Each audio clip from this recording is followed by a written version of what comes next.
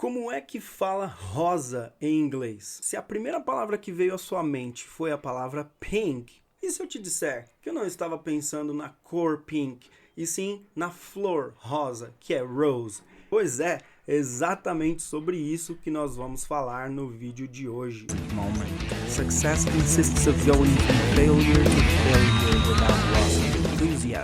E aí galera, beleza? Sejam bem-vindos ao meu canal, meu nome é Douglas Fantini, eu amo estudar inglês e ensinar inglês para todo mundo aqui no YouTube. Thank you so much for being here with me, e hoje a gente vai estudar um pouquinho sobre algumas palavras que são o meu assunto favorito no inglês, confesso para vocês. Palavras de duplo sentido. Eu já caí em muitas pegadinhas aí, em perrengues de tentar traduzir uma palavra ou uma expressão e na verdade não era aquilo que eu queria dizer, não era aquela palavra que eu tinha que usar naquele momento. Então eu separei aqui um monte de palavras, até peguei uma lista, tá aqui ó, no meu iPad, e eu peço para vocês prestarem muita atenção. Se quiser, anota aí, volta o vídeo, assiste na parte que te interessa mais. Você vai se surpreender com o tanto de palavras e com o tanto de significados diferentes que eu tenho para vocês aqui. Vocês viram no exemplo que eu disse no início, eu estava falando da palavra rosa. Na minha cabeça era flor, rosa, rose. Mas talvez você, a primeira coisa que veio na sua cabeça, e de todo mundo, né, isso é automático,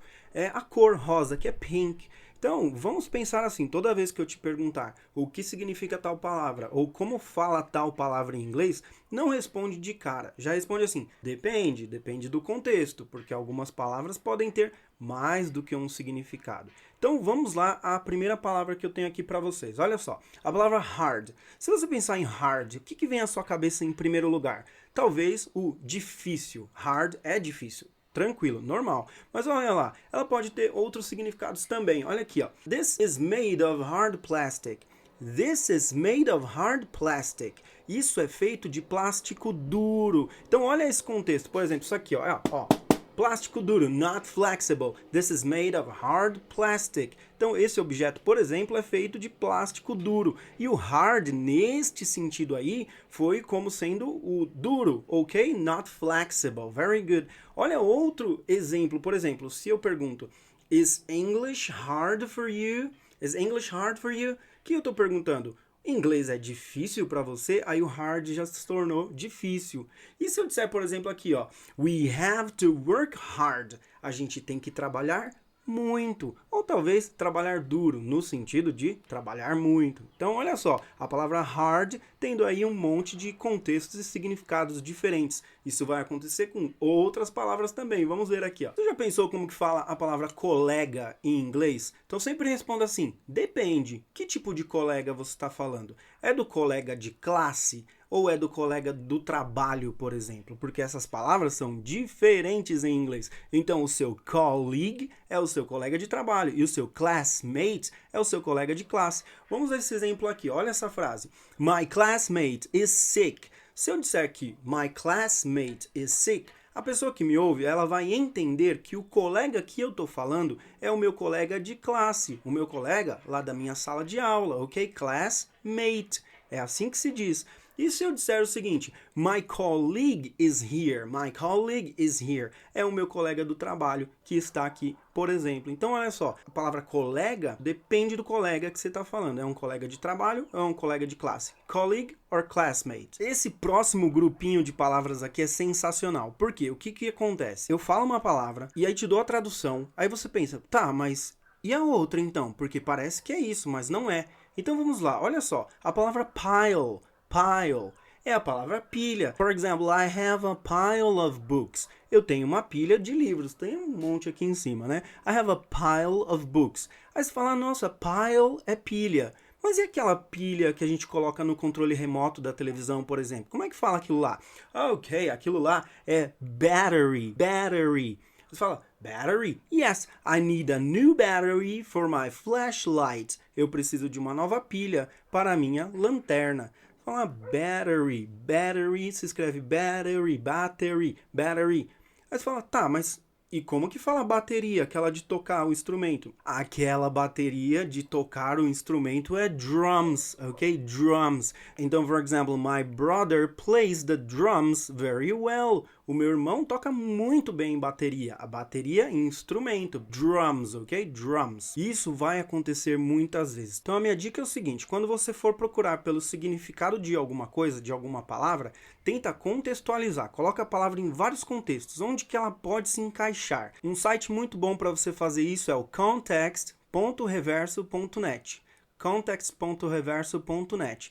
Ele vai te dar ali a mesma palavra traduzida para um idioma ou outro, depende do que você quer, inglês para português, e um monte de frases contextualizadas usando aquela palavra em diferentes contextos. Então faça isso, procura a palavra com vários contextos. Olha essa aqui, ó. A palavra take. Se eu te perguntar o que significa take em inglês, a primeira coisa que vem à nossa cabeça é o verbo pegar, né? Take. Mas e aí, se eu te falo assim, ó, olha essa frase. Remember to take your medicine. Remember to take your medicine. Remember to take your medicine. Take medicine é tomar remédio. Aí o take já não é pegar, é tomar. Take medicine. Tomar remédio, ok? Olha outro sentido aqui. Take the bus, ok? I take the bus to school. I take the bus to school. Eu pego o ônibus para ir para a escola. Nesse caso aqui, pegar o ônibus, porque é assim que a gente fala em português, né? Take the bus to school. Eu vou para a escola de ônibus, no caso aqui. Agora, olha esta outra frase com outro sentido da palavra take. Take me home.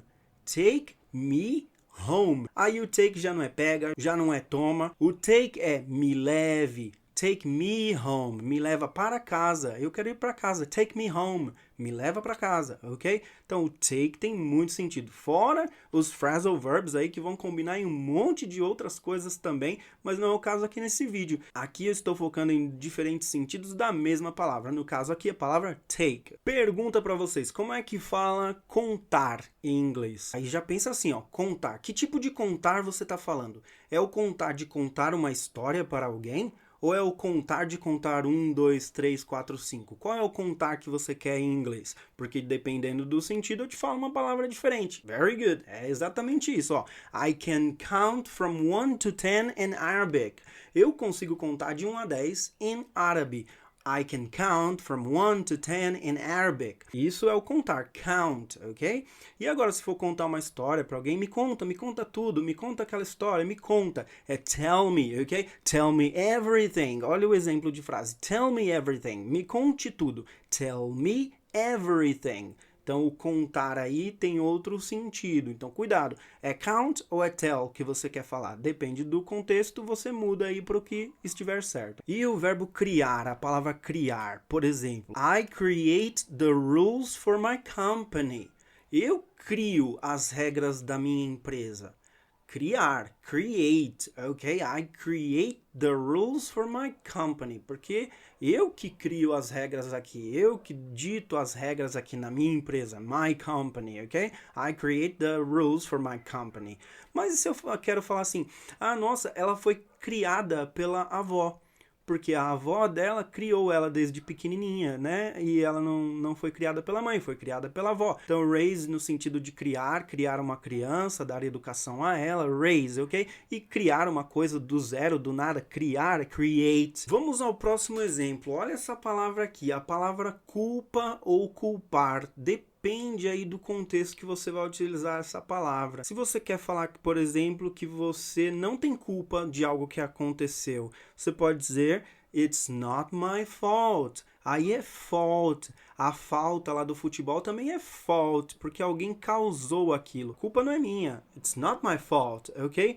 Agora, por exemplo, o verbo culpar, onde eu vou culpar alguém, por exemplo, é blame, ok? I blame you. Eu culpo você. I put the blame on you. Eu coloco a culpa em você. Então, culpar já vai ser blame e não fault. Fault é quando você causa alguma coisa ou não causa, que você quer dizer que não é sua culpa, né? It's not my fault, ou it's not her fault, não é culpa dela. Ok? Você está tirando aí, eximindo da culpa aquela pessoa. Mas quando você coloca a culpa em alguém, é blame. Você culpa a pessoa, blame. Outro exemplo de palavras que podem confundir aí na hora do contexto é a palavra decorar. O que é decorar para você? O que você pensa primeiro? Decorar é trazer à sua mente, memorizar, uma coisa assim do tipo, né? Mas e se for decorar? Eu quero decorar a minha casa. Então pensa assim quando você for estudar inglês. A palavra tem duplo sentido? A palavra tem mais do que um sentido? Então procura nos dois jeitos, tá? Para você não se confundir e não trocar na hora de escrever ou de falar com alguém. Então assim, decorate é decorar um quarto, decorar um apartamento, uma casa. Decorate. Se for para memorizar alguma coisa, decorar de memorizar, aí você fala memorize. Ok? Memorize. Vamos aos exemplos aqui, ó. I will decorate my bedroom tomorrow. I will decorate my bedroom tomorrow. Eu vou decorar o meu quarto amanhã. Eu não vou memorizar o meu quarto, eu vou colocar adereços para mudar a aparência dele. Eu vou decorar o meu quarto, ok? E aqui, I have to memorize all these verbs. Eu tenho que memorizar todos esses verbos. I have to memorize all these verbs. Outra duplinha de palavras aqui para vocês. Então, muito duplo sentido, às vezes mais do que dois sentidos, né? Não só duplo, às vezes muito mais do que isso. É a palavra dedo. Quando eu te pedir para falar dedo em inglês, como é que você fala? Você só lembra de finger? Beleza, mas eu vou te dizer uma coisa. Finger é o dedo da mão. Isso é finger. Nós temos, né, os nossos fingers aqui. O thumb, index, middle finger, ring finger and pinky. And these are the fingers of our hand. E esses são os dedos aqui da nossa mão. Mas quando você for falar do pé, não é finger, é toe. Ok? Toe. Então, I cross my fingers. Eu cruzo os meus dedos aqui, da mão. Quando eu falo fingers, I cross my fingers. Mas, se por exemplo, o que aconteceu comigo semana passada, I hurt my toe. Eu machuquei o meu dedo do pé. Quando eu falar toe, é do pé. I hurt my toe last week. A semana passada. I hurt my toe last week. Essa palavra também causa muita confusão em inglês. A palavra deixar. O que deixar? Como fala deixar? Quantos contextos eu tenho para deixar? Que deixar eu estou falando? Por exemplo, you drive me crazy with this noise. You drive me crazy with this noise. Nesse caso, é que a pessoa está me deixando maluco, me deixando louco com o barulho que ela está fazendo. Drive me crazy with this noise. Ela está me deixando louca com o barulho. Então, deixar, drive me. Deixar-me maluco, deixar-me louco, drive me crazy. E olha esse outro, make me nervous. Já é me fazer ficar nervoso, me deixar nervoso, make me nervous. This test, make me nervous. Essa prova aqui que eu tô fazendo tá me deixando muito nervoso. Tô muito nervoso porque eu não sei se eu vou passar nessa prova. This test, make me nervous. É um exemplo, aí já é outro deixar. E esse daqui, ó, let me see. Me deixe ver, let me see. É outro deixar, tá vendo? Let me see. Então, cuidado, que deixar você quer falar? Que tipo de frase você quer falar? Sempre pensa na frase completa, na frase com contexto. Vai ficar mais fácil de você não errar, ok? Aliás, falando em erros, eu tenho este vídeo aqui que eu recomendo para que você assista. Esse vídeo tem um monte de erros que os alunos cometem quando estão aprendendo inglês. Então, assista esse vídeo e não cometa esses 10 erros que eu coloquei nesse vídeo aqui. É muito legal, você vai se surpreender, você vai falar, meu Deus, eu cometia esse. E toma cuidado para não cometer mais esses erros. Assista esse vídeo, você vai gostar pra caramba. Quanta coisa, galera, a gente aprendeu nesse vídeo. Thank you so much for being here. Muito obrigado por ter assistido esse vídeo. Eu espero que você tenha aprendido, que você tenha gostado, que você tenha entendido, porque isso é o principal. Eu quero que você entenda, para que você aprenda e não cometa mais esses erros. Esteja aqui nesse canal, se inscreva, coloca aqui embaixo o seu comentário dizendo o que você achou desse vídeo, o que você quer para um próximo vídeo. Esse canal é feito por comentários, por interações que eu tenho com as pessoas, tanto aqui no YouTube como nas outras redes sociais, no Instagram, em qualquer outro lugar, Facebook, que você me chama e comenta algo. Se você precisa de uma ajuda em aprender inglês, coloca aqui qual é o assunto, o que você precisa, eu vou gravar um vídeo para você, não vou te cobrar nada por isso. Aliás, se você quiser, comenta, deixa um like, se inscreve no canal, isso já me ajuda bastante aqui no YouTube, é o que eu mais gosto de fazer. Então, galera, a gente se vê no próximo vídeo com a sua dúvida, com a sua pergunta, com mais vídeo, com mais novidades sobre o inglês. Thank you so much for being here. I'll see you guys next time. Bye bye, everybody. Success consists of going from failure to failure without loss. enthusiasm.